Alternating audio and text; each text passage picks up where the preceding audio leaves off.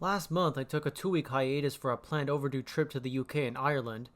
This trip was supposed to happen back in 2020, but that was put off for 3 years due to the coronavirus pandemic. I entered the video game industry so that I could amplify my voice and see the world. When the pandemic hit, a lot of the world that I got to see ended up looking like this. That summer also marked the release of the first half of the Pokemon Sword and Shield expansion pass, namely the Isle of Armor, so I played that in place of that trip that was supposed to happen 3 years earlier.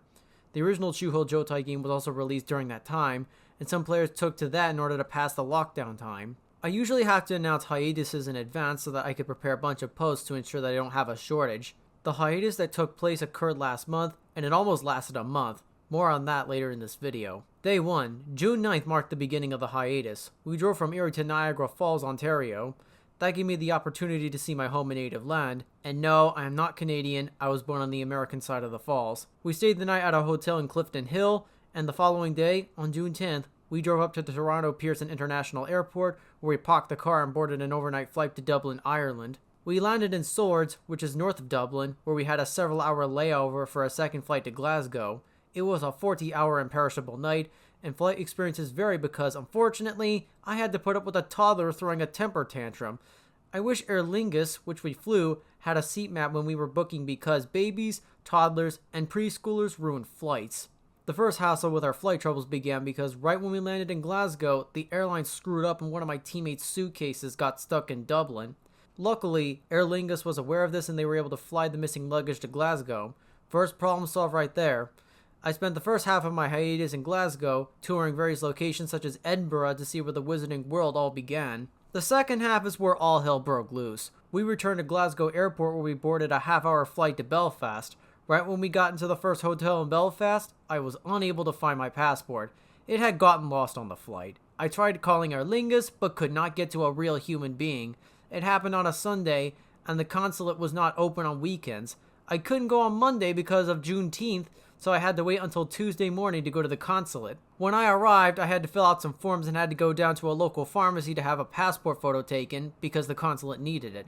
After that, I was required to take an oath of perjury to ensure that the information I filled out was correct and accurate, and this oath also required me to raise my right hand as if I were being sworn into public office. Afterward, they printed and gave me a temporary emergency passport so I could fly back to Toronto and pick up my car, which I used to drive there. This took a few hours, and according to the consulate's website, you are not allowed to bring any devices other than a phone or wallet. This rule is in place to prevent distractions and to preserve privacy. The second half of the hiatus was split in two, with the first half being in Belfast and the second in Dublin. Throughout the hiatus, I visited a few local churches for graphics research, helping me form the basis for some of the background tiles that would be used in Touhou Meijinka, Juralimation's next project. The flight back to Toronto was pleasant, though it was longer because when you fly west, the winds slow down the jet speed. In fact, I actually wrote this video script while I was on that flight. I had no issues with jet lag when I got off the plane. We had to leave Toronto right before the afternoon rush hour in order to avoid getting caught in the 401's heavy traffic while trying to drive out of Toronto.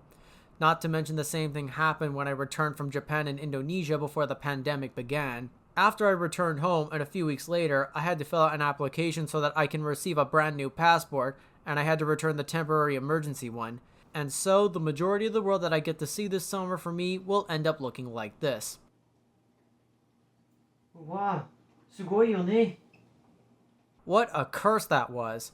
Had I not received that emergency passport, I would have been stuck in Ireland all summer. Losing a passport can be a travel nightmare. I'm thinking about going to the local news station to have my story told.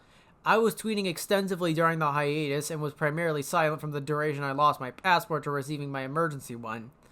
Not receiving that passport also meant an extended hiatus, and the Touhou Meijinka project would be put on hold.